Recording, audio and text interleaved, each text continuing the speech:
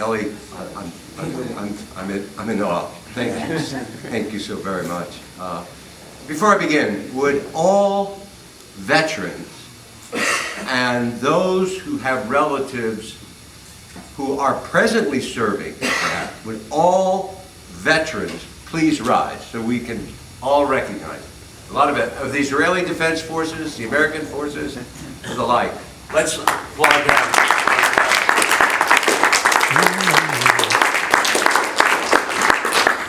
Thank you very much. Thank you again for that. Wow. And thank you, Rao and Isri and Muna for surprising us here. Just to recognize, for those Temple graduates, Rao Patella is the Associate or Deputy Librarian, saved the library, Temple Law School, when it broke out in fire. He's the one.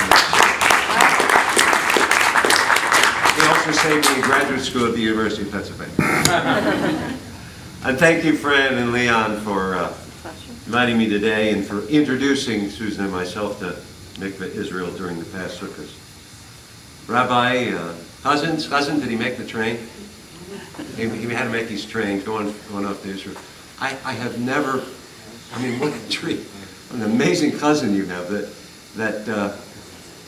The prayers today were said, portions of it, to the trup of Yankee Doodle. Yes. I mean, he just broke out with Yankee Doodle. I mean, what an amazing tribute to our veterans and particularly those in those years.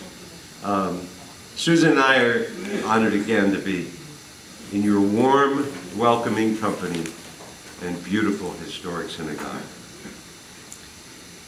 For 13 and a half years, I was a soldier on active duty in peace and war, an officer of infantry, and for additional 17 years I served as a reserve officer.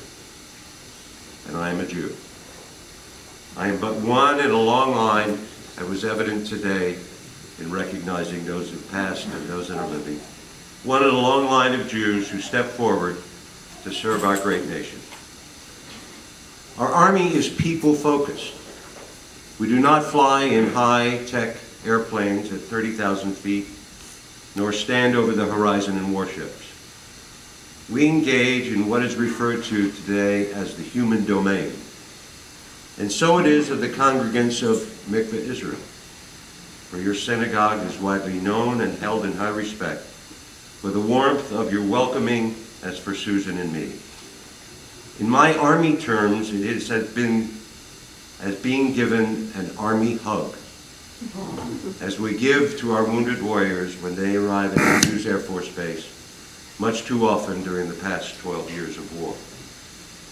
I'm reminded of my welcoming home a young wounded female soldier in a C-17, a medical evacuation aircraft, when she arrived at Andrews a few years ago from Landstuhl Hospital in Germany. She motioned to me as on the plane as I was welcoming home the wounded. I went next to her in their cot on the plane, and she told me the soldier in the upper bunk was moving around so much that the multiple shrapnel in her legs was causing pain. The soldier above overheard the pleas and quickly apologized and restrained his movement. I asked where she was headed to heal. She told me Boston, but then she said, "My parents are mad at me." I wondered why. Because she volunteered to serve? Because she got wounded? Now, only a soldier can do this who's in pain. She told me as only a stalwart soldier might respond in their own way. She told me they're mad at me because they're Boston Red Sox fans and I root for the Yankees. I mean, that's our soldiers. Now, forget about the pain. We laughed together, and I think she really was serious despite the wounds she bore from Iraq and an individual explosive device. As a product of my Dickinson College Army Reserve Officer training program, 1959 to 63, when there was a draft, I volunteered to serve, receiving a whopping $25 a month to defray the cost of my books under a scholarship. I went to the Infantry Officer Basic Training Program, Airborne Ranger School. I served in then West Germany as a platoon leader, executive officer, battalion staff officer, and company commander.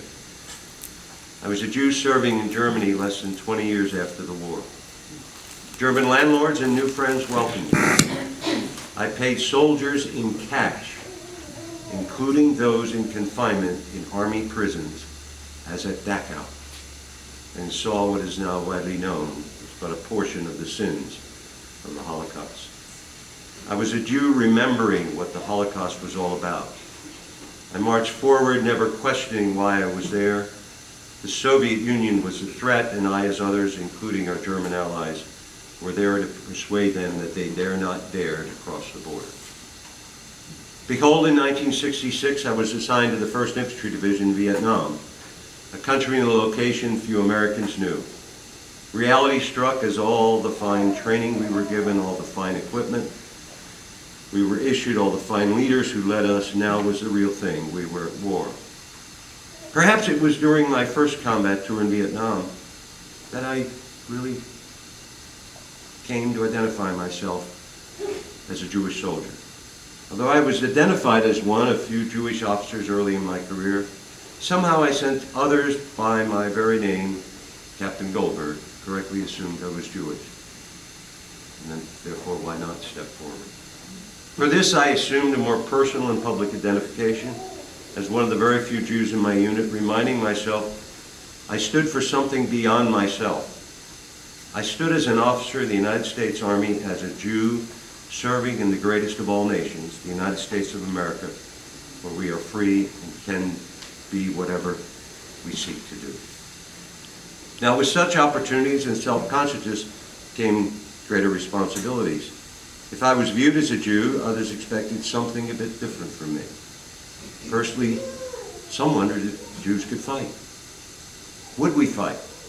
Many thought we were destined or cut out to be doctors or lawyers or financiers. Who had ever met a Jew, yet alone a Jewish infantry officer? Few 20 to 30-year-olds knew before the Arab-Israeli War of 1967 that Jews could be as warrior-like as others, especially when survival was at stake. As American officer out of duty, my soldiers depended upon me to bring them home safe, and by gosh, I best do my very best.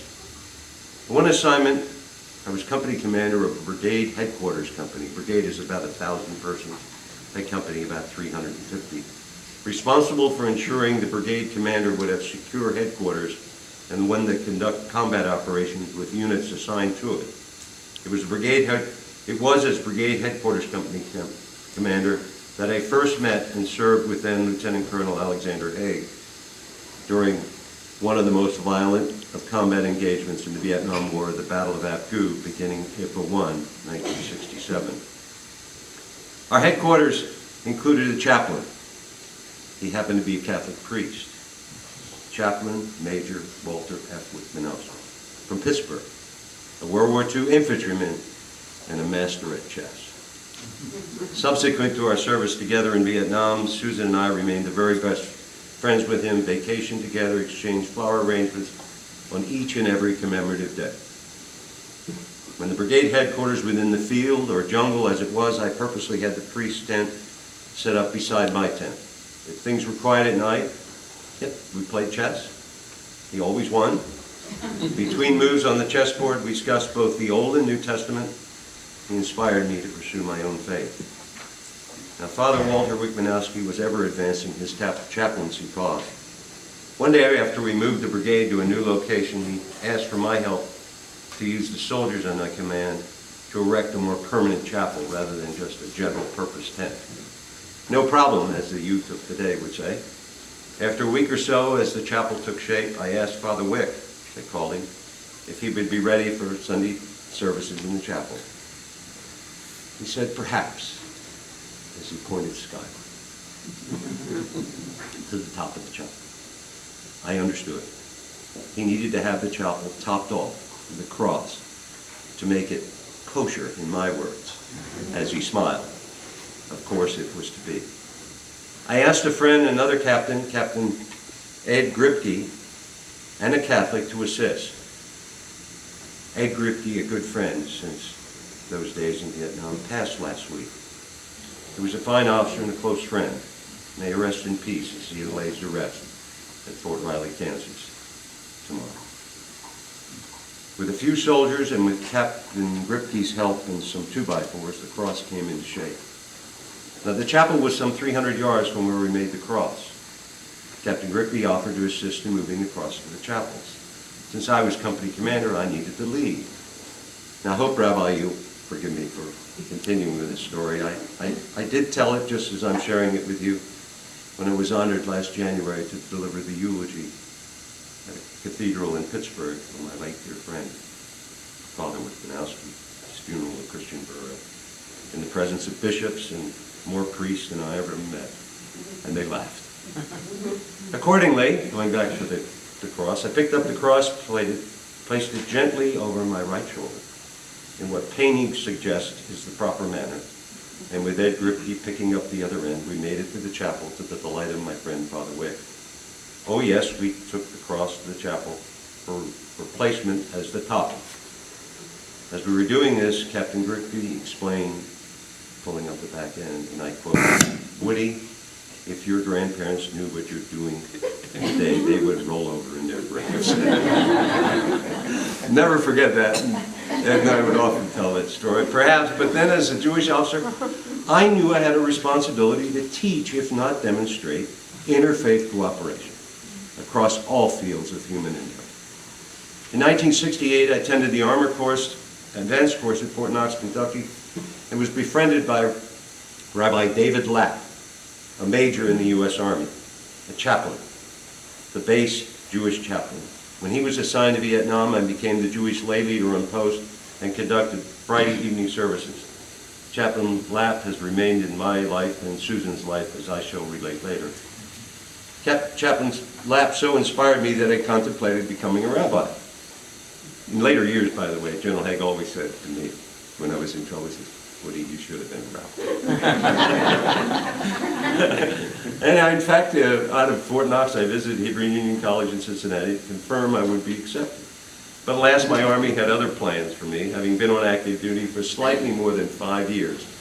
5 days, I think. The rules and regulations stated I could not have a leave of absence to go to rabbinical school. I was sent back to Vietnam for my second tour of combat.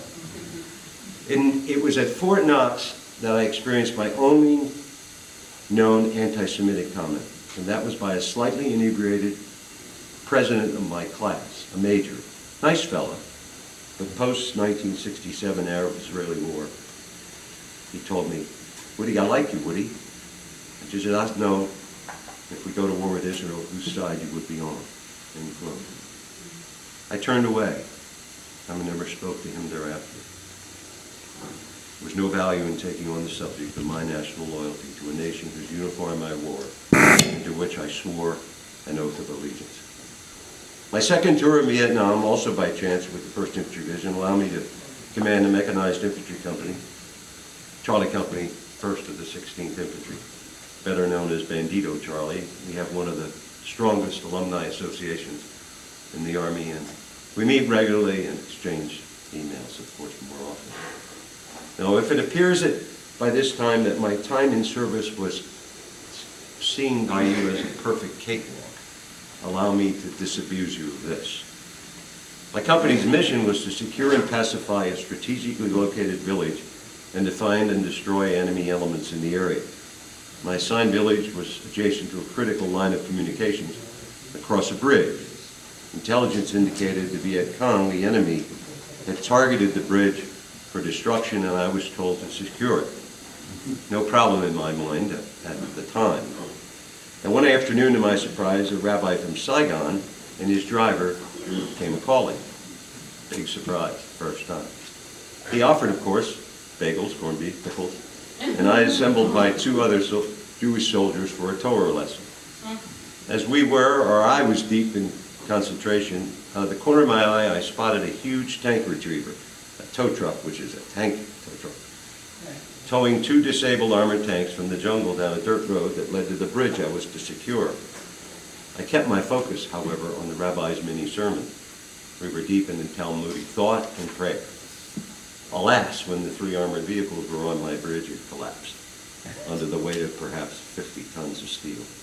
Oh boy, what fate awaited me now. Well, as often is the case, senior leaders arrived the most inopportune time, Colonel Bob Haldane, the brigade commander, arrived by his helicopter within minutes of the collapsed bridge. I dutifully reported and said something to the effect, "No problem, sir, I have the bridge repaired quickly, but I have a special visitor for you to meet today. A rabbi, a Jewish army chaplain from Saigon has paid a visit. I'd like you to meet him." I made the introduction, and the rabbi, as I recall, even offered Colonel Haldane a corned beef sandwich with mustard.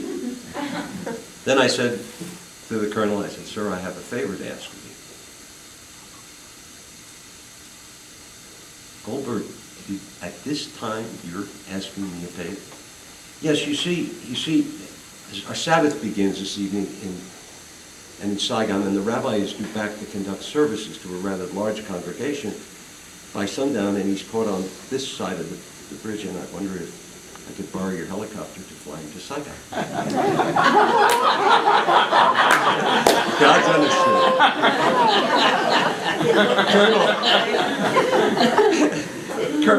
Colonel Haldane responded in words to the effect, "What is this? Is this what you Jews call chutzpah?"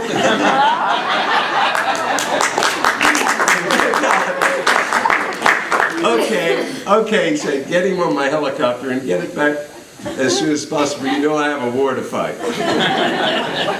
Colonel Haldane retired as a 3-star general. We often told the story with great laughter. He was among the very best with whom I served. And I was honored, after General Haig's death, to be made an honorary member of the West Point class of 1947. That was both General Haldane's and General Haig's class at West Point. And for those that know the West Point line, I don't get a ring, but I'm supposed to pay dues. In '70, I enrolled in graduate school at the University of Pennsylvania to prepare to teach at West Point. I was sent there by our Army, a great honor for an ROTC officer to be selected to teach at West Point. It was while a student at Penn that I met Susan, and then I fell in love. During the Christmas break in 1970, I chaired an international student seminar here in Philadelphia at the then Benjamin Franklin Hotel to exchange views on how the United States might celebrate our nation's bicentennial in 1976. Susan was a volunteer with the Center for International Visitors and was told to meet, here we go again, Woody Goldberg at the Benjamin Franklin Hotel under the Christmas tree. Although she hesitated at first, she and I did meet under the tree, and I was hooked by her beauty, humor, and professionalism and reliability. We married in 1973 and are celebrating our 40th anniversary every day.